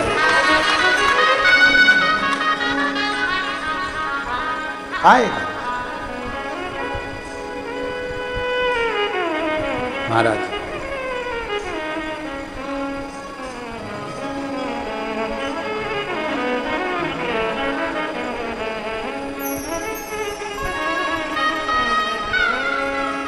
जब वो कहते हैं उम्मीद का दूसरा नाम है कुबेरेश्वर धाम। सारी दुनिया से उम्मीद खत्म हो जाए, आस खत्म हो जाए, जब हर जगह से विश्वास खत्म हो जाए, तब उम्मीद का दूसरा नाम है, जम के बोलो जरा, उम्मीद का दूसरा नाम है कुबेरेश्वर धाम। यह उम्मीद का दूसरा नाम है कि उसकी भूमि पर पहुंच जाना, उसके दरवाजे पर पहुंच जाना। और मुझे तेरा ही सहारा है मेरे भोले बाबा, मुझे तेरा ही सहारा है मेरे भोले बाबा। कब से खड़ी हूँ झोली पसार, क्यों न सुने तू मेरी पुकार। कब से खड़ी हूँ झोली पसार,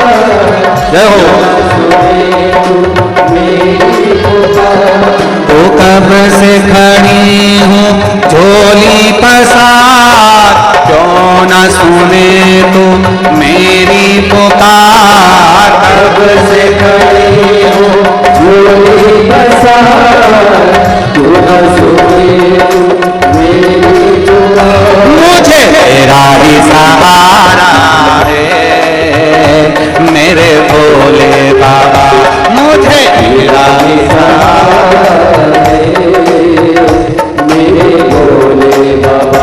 मैंने तुम्हें ही पुकारा है मेरे भोले बाबा, मैंने तुम्हें ही पुकारा है मेरे भोले बाबा। शंभो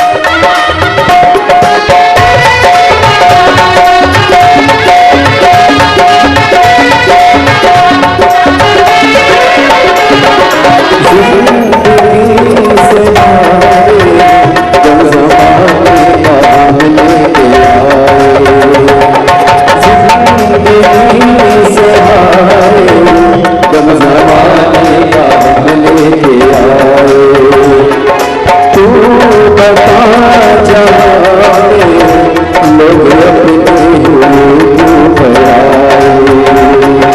तू बता जाए, लोग अपने तेरी सिवा दुनिया में, तेरी सिवा दुनिया में कोई न हमारा मेरे भोले बाबा, कोई न हमारा मेरे भोले बाबा। कब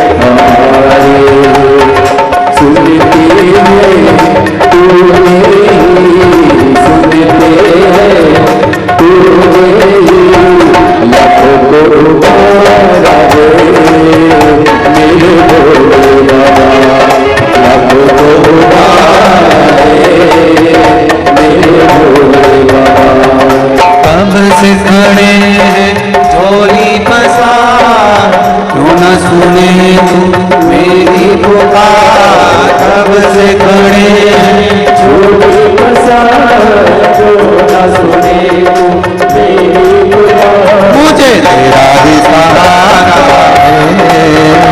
मेरे भोले बाबा, पूरा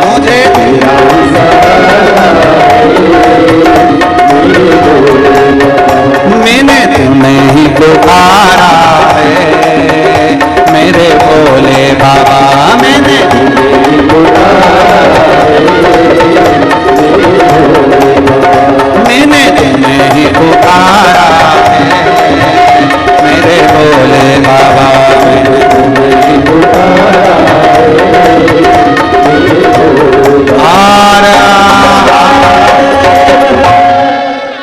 अपने स्थान पर बैठकर भगवान शिव जी से अपने मन की बात बड़े भाव के साथ दिल से बाबा से प्रार्थना करें। जहां जगह मिले वहां बैठकर भगवान देवाधिदेव महादेव से अपने हृदय की बात बड़े भाव के साथ दिल से बाबा से प्रार्थना करें।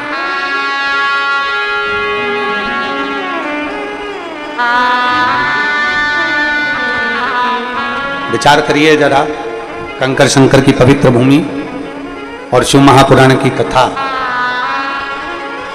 और वो भी गुरु पूर्णिमा महोत्सव का एक पवित्र भव्य आयोजन, जिसमें आप और हम बैठकर भगवान शिव से अपने मन की बात करें दिल से।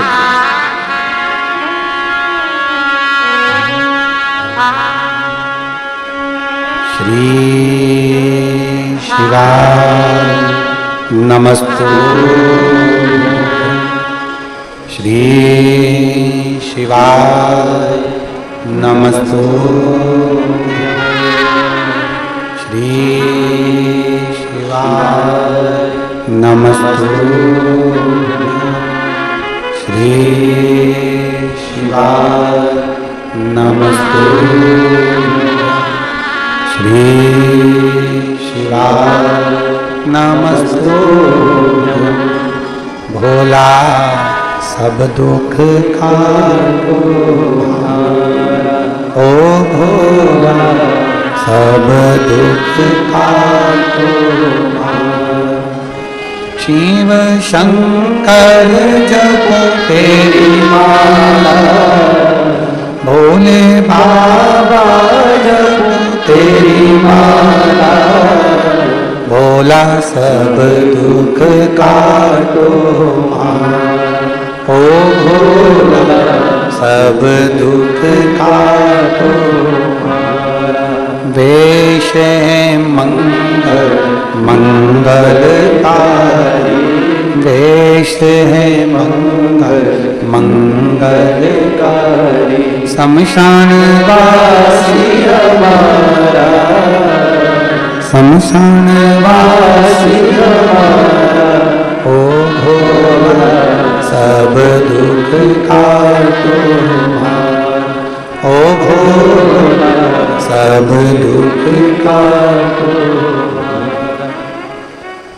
शिव को चढ़ाया गया जल कभी खाली नहीं जाता। आप दिल से जैसा पुकारते हैं वैसा बाबा सुनता है।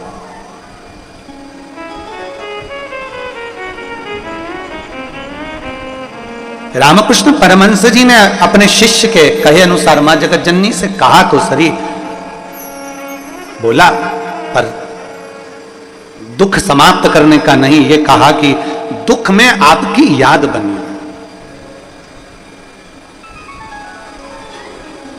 बहुत ध्यान देना महाराज, जैसे जैसे गुरु पूर्णिमा आती है वैसे वैसे लोगों के हृदय में भाव आ जाता है कि हमको एक गुरु बनाना है। निवेदन, फिर निवेदन,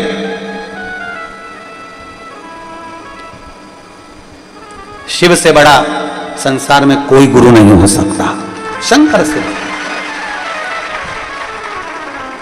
जब एक लोटा जल चढ़ाने के लिए जाओ, ये एक लोटा जल तो अभी चढ़ेगा, सावन में कितना जम के जरा 2 लोटा जल, अभी सावन ना लगे जब तक 1 लोटा, फिर सावन में 2 लोटा, क्योंकि चातुर्मास के अंतर्गत सावन के महीने में भक्ति दुगनी करो, जल दुगना करो, मंत्र जाप दुगना करो, स्मरण दुगना, श्री शिवाय नमस्तुभ्यम दुगना करो।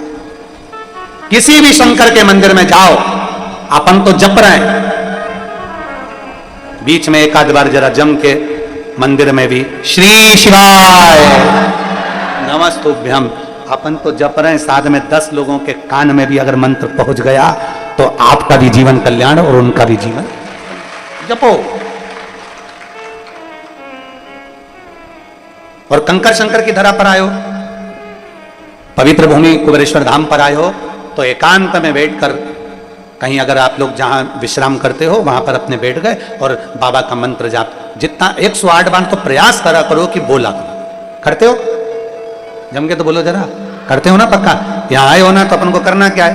भोजन के समय पर भोजन करना है, विश्राम के समय पर विश्राम करना है और बाकी के समय पर बाबा का पूजन भजन कीर्तन और 1 लोटा जल और साथ में श्री शिवाय नमस्तुभ्यम अपना करना क्या है?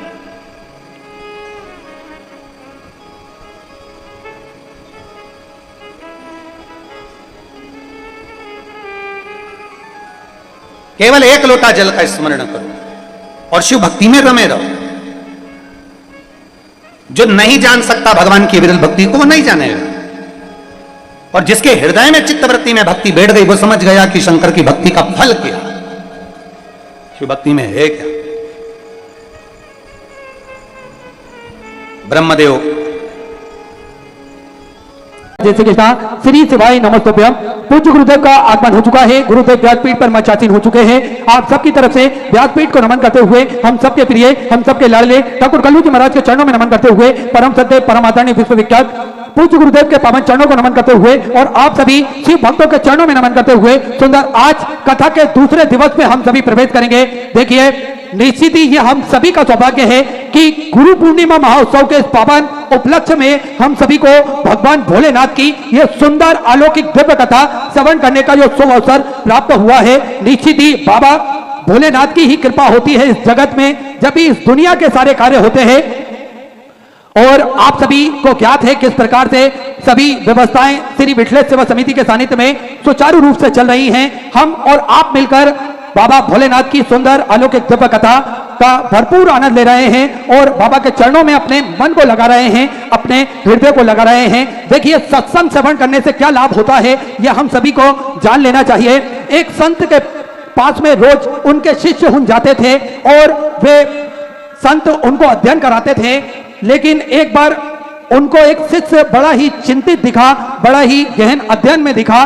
तो उन संत ने उस शिष्य को बुला के पूछा कि तुम इतने चिंतित क्यों दिखते हो? तो वह शिष्य अपने गुरु से बोलता है, गुरुदेव जो भी आप मुझे पढ़ाते हो, समझाते हो, मुझे कुछ समझ में नहीं आता, ये सब मेरे ऊपर से निकल जाता है। तो संत ने कहा, एक कोयले की टोकरी लो और उसको ले जाकर नदी में से पानी भरकर लेकर आना है तुम्हें।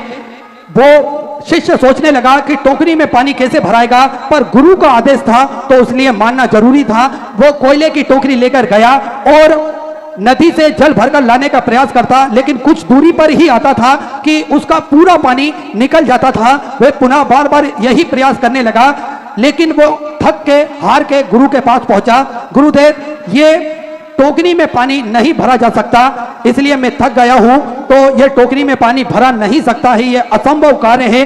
गुरुदेव ने कहा, ये प्रयास तुमको पुनः करते रहना चाहिए। तो शिष्य ने कहा, मैं बार बार प्रयास करा मैंने, पर यह टोकरी में पानी नहीं भरा रहा है, इसका कोई भी फायदा हमें नहीं मिलेगा।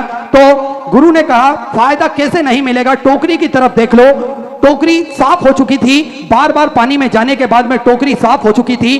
ठीक इसी प्रकार से हम बार बार सत्संग श्रवण करते हैं, ग्रहण करते हैं, तो निश्चित ही हमारे को कब भगवान की कृपा हमारे ऊपर हो जाती है यह हमें पता भी नहीं चलता। इसलिए सत्संग अवश्य श्रवण करें, शिव महापुराण की कथा अवश्य श्रवण करें। निश्चित ही मेरे महादेव की कृपा हम सभी जीव पर होगी और भगवान की कृपा अकारण ही हमारे ऊपर बन जाती है। ऐसी कथा है भगवान भोलेनाथ की। तो सुंदर हम सभी ये कथा श्रवण कर अपने जीवन को कृतार्थ कर रहे हैं, आनंद में कर रहे हैं। एक और विशेष सूचना, जो भी भक्त पूज्य गुरुदेव से सीधे जुड़ना चाहते हैं वे भक्त मिस कॉल दे सकते हैं। आपको मात्र कुछ नहीं करना, 10 अंकों का ये नंबर है, उस नंबर पर आपको मिस कॉल देना है। आपको आगामी कार्यक्रमों की सभी सूचना, आगामी कथा की लिंक बड़े ही आराम से प्राप्त हो जाएगी और सीधे आप गुरुदेव से जुड़ जाएंगे। तो नंबर आप सभी नोट कर सकते हैं। नंबर है 74338। ये 10 अंकों का नंबर है, 74338। ये पुनः 74338, मतलब 10 अंकों का नंबर है। इससे आप सीधे जुड़ सकते हैं। मात्र आपको कुछ नहीं करना है, मिस कॉल मारना है और आप सीधे पूज्य गुरुदेव से जुड़ जाएंगे। एक व्हाट्सएप नंबर है, देखिए व्हाट्सएप जो दान की स्लिप भेजना चाहते हैं उनके लिए एक व्हाट्सएप नंबर भी लाए गए हैं, जिससे आगामी कार्यक्रमों की सूचना भी आपको मिल जाएगी। दान की आपको स्लिप भेजना है तो इस नंबर पर आप भेज सकते हैं। कथा की लिंक भी आपको मिल जाएगी। आपको नंबर आप सभी नोट कर लें, 77710000911। नंबर एक बार पुनः आप सभी नोट कर लें, 77710000911। ये नंबर आप नोट कर सकते हैं। ये व्हाट्सएप से जुड़ने के लिए है। इस पे दान की स्लिप भी आप भेज सकते हैं। पुनः आपको जो दान की स्लिप है जो श्री विठलेश्वर सेवा समिति के माध्यम से आप सभी को भेजी जाती है, वे दान की स्लिप भी आपको इस नंबर से प्राप्त हो जाएगी। आगामी कथा की जो लिंक है वे भी आपको प्राप्त हो जाएगी और जो भी सूचनाएं हैं गुरुजी से या कुबरेश्वर धाम से जुड़ी हुई वे सारी सूचनाएं हैं आपको इन दोनों नंबरों से बड़े ही आराम से प्राप्त हो जाएगी। तो नंबर आप सभी ऐड करके रखें और अपने इष्ट मित्र परिवार सभी जनों को यह जानकारी अवश्य पहुंचाएं। सुंदर हम सभी देख रहे हैं कुबेर भंडारी की ये पावन धरा, कंकर शंकर की ये भूमि है, जप स्थली है, तप स्थली है, साधना स्थली है, आराधना स्थली है। भगवान की कृपा दृष्टि इस धरा पर हमेशा विद्यमान होती है। हम सभी देखते हैं किस प्रकार से लोगों की कामना पूर्ण होती है, क्योंकि भगवान की कृपा दृष्टि इस धरा पर हमेशा विद्यमान होती है। कई कथाएं हमने कोरोना काल महामारी के बीच में कुबेर भंडारी की पावन धरा से श्रवण करी है। तो ये जगह अपने आप में एक सिद्ध जगह है। भगवान भोलेनाथ की ये स्वयं कृपा दृष्टि इस धरा पर हमेशा विद्यमान होती है। देखिए, एक तो 12 ज्योतिर्लिंग के केंद्र बिंदु में यह स्थापित है। दूसरा, भगवान के जप तप इस धरा पर इतना हुआ है कि भगवान की कृपा हमेशा इस धरा पर बनी रहती है। तो कंकर शंकर की ये पावन धरा पर सेवा के कार्य भी हमेशा सुचारू रूप से चलते हैं। चाहे गौ माता की सेवा हो या फिर जीव सेवा हो, सभी सेवाएं श्री विठलेश्वर सेवा समिति के सानिध्य में चलती हैं। स्वास्थ्य संबंधित सारी सेवाएं श्री विठलेश्वर सेवा समिति के सानिध्य में चलती हैं। हम सभी देखते हैं किस प्रकार से प्रतिदिन भोजन भंडारा होता है। इस भोजन भंडारे में प्रतिदिन भक्त भोजन करते हैं। लाखों की संख्या में, हजारों की संख्या में सैकड़ों भक्त भोजन कर अपने जीवन को कृतार्थ करते हैं। विश्व की सबसे बड़ी और भव्य भोजनशालाओं में से एक ये भोजनशाला कुबेर भंडारी की भोजनशाला है, जिसमें आप जुड़ सकते हैं। 21,000 रुपए की सहयोग राशि मात्र आपको एक बार देना है, और इस सहयोग राशि से साल में एक दिन आपके नाम से भी भोजन भंडारा कराया जाएगा। और यही क्रम प्रतिदिन सुचारू रूप से चलता है, जिसमें 365 दिन भोजन भंडारा भक्तों को निःशुल्क रूप से कराया जाता है। और आप सभी को ज्ञात है कि स्वास्थ्य संबंधित सारी सेवाएं श्री विठलेश्वर सेवा समिति के सानिध्य में होती है। चाहे स्वास्थ्य शिविर की बात हो, चाहे निःशुल्क दवाई गोली वितरण की बात हो, ये सारी सेवाएं श्री विठलेश्वर सेवा समिति के सानिध्य में चलती हैं। समय समय अनुसार स्वास्थ्य शिविर भी श्री विठलेश्वर सेवा समिति के सानिध्य में, पूज्य गुरुदेव के सानिध्य में की पावन धरा पर लगाए जाते हैं। साथ में 2 एम्बुलेंस भी भक्तों की सुविधा के लिए उपलब्ध खड़ी रहती है। साथ में सर्व सुविधा युक्त एक और हॉस्पिटल कुबेर भंडारी की पावन धरा पर बनाया जा रहा है। साथ में आप सभी को ज्ञात है कि गौ माता की सेवा प्रतिदिन सुचारू रूप से चलती है। एक भव्य गौशाला का निर्माण कार्य और चालू हो चुका है, जो 251 कमरों की भव्य विशाल धर्मशाला बनने जा रही थी। पूज्य गुरुदेव के आदेश अनुसार उसमें 100 कमरे का और इजाफा करते हुए 351 कमरों की यह भव्य विशाल धर्मशाला बनेगी। भक्त बड़े ही आराम से रुककर भजन कीर्तन स्मरण कर अपने जीवन को कृतार्थ कर सकेंगे। लगभग 15 से 16 बड़े बड़े हॉल भी इस धर्मशाला के अंतर्गत बनाए जाएंगे। तो ये सारे सेवा के प्रकल्प चलते हैं पूज्य गुरुदेव के सानिध्य में। इन प्रकल्पों से आप जुड़ सकते हैं, पूज्य गुरुदेव के साथ में कंधे से कंधा मिलाकर चल सकते हैं। देखिए, एक और सबसे बड़ी सेवा जो पूज्य गुरुदेव ने संकल्प लिया है, रुद्राक्ष का। सभी सनातन धर्म के मानने वाले लोगों के गले में रुद्राक्ष हो, सभी सनातन धर्म के मानने वाले लोगों के घर में रुद्राक्ष हो, यह पूज्य गुरुदेव का संकल्प है। और इन रुद्राक्ष की महिमा आप जान सके, कुबेर भंडारी के रुद्राक्ष की महिमा आप समझ सके, इसलिए कुबेर भंडारी की पावन धरा से पूर्णतः निःशुल्क रुद्राक्ष वितरण किया जाता है। प्रतिदिन सुबह 10 बजे से शाम 5 बजे तक इसका किसी भी प्रकार का कोई शुल्क नहीं लिया जाता है। रुद्राक्ष आपको स्वयं ही कुबेर भंडारी की पावन धरा पर आकर लेना पड़ेगा। और साथ में आप सभी को ज्ञात है कि रुद्राक्ष ना तो कोरियर किए जाते हैं और ना ही किसी के माध्यम से भेजे जाते हैं। आपको स्वतः ही कुबेर भंडारी की पावन धरा पर आना है और रुद्राक्ष ग्रहण कर उस रुद्राक्ष की महिमा को जानना है। रुद्राक्ष का जल भगवान भोलेनाथ पर चढ़ाकर उस रुद्राक्ष के जल को ग्रहण कर उसकी महिमा को आप जान सकते हैं। हम सभी ने देखा है किस प्रकार से सभी भक्त आते हैं और रुद्राक्ष ग्रहण कर अपने घर की ओर जाते हैं। और कई भक्तों को इस रुद्राक्ष से हम सभी जानते हैं कि फायदा प्राप्त हुआ है। आज हम सभी बड़े ही खुश होते हैं जब इस सनातन धर्म के मानने वाले लोग एक जाजम पर बैठकर लाखों की संख्या में कथा श्रवण करते हैं और अपने जीवन को कृतार्थ करते हैं, आनंद करते हैं। तो सेवा के इन सारे प्रकल्पों से आप जुड़ सकते हैं।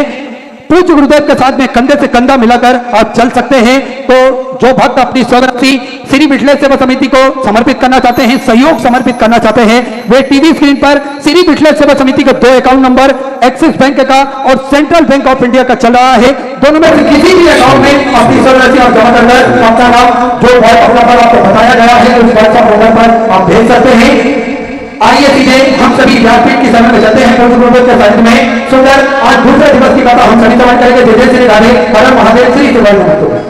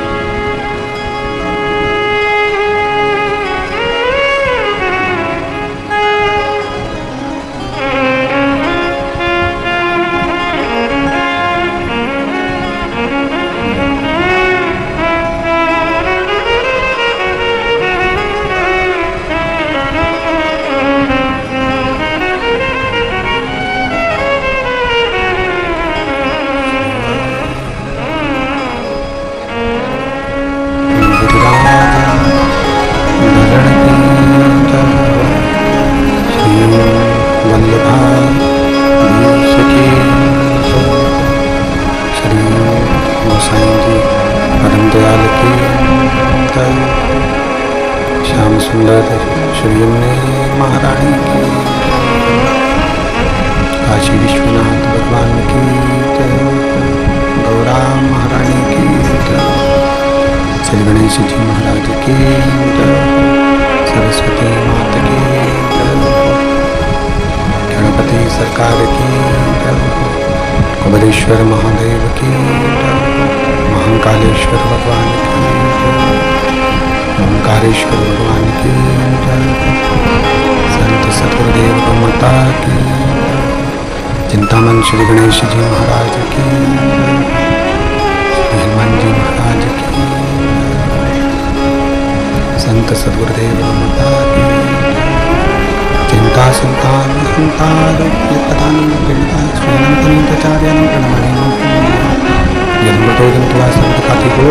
सर्वदा वंदे अज्ञानतिमिराघास्य ज्ञानञ्जशलाकया चक्षुरुन्मिलितेन तस्मै श्रीगुरवे नमः। नमामि हृदय चतुर्भीष्व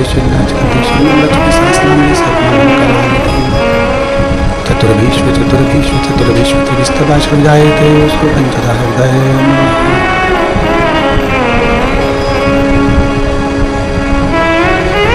विश्वनाथ भगवान की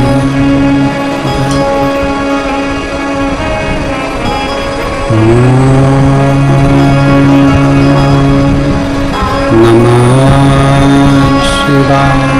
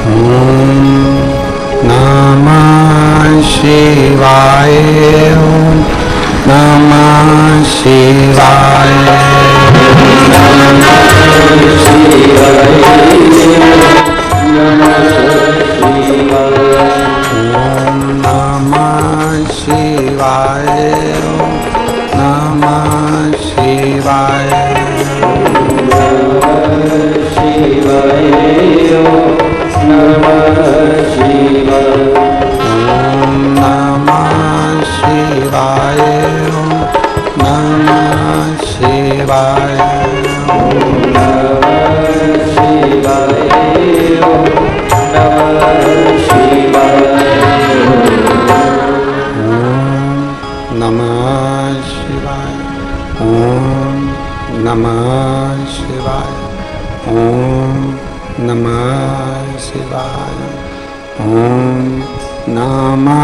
शिवाय।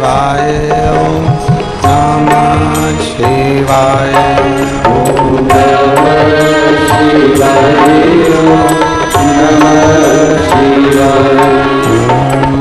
नमः शिवाय।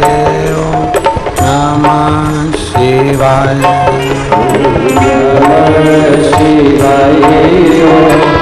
शिवाय।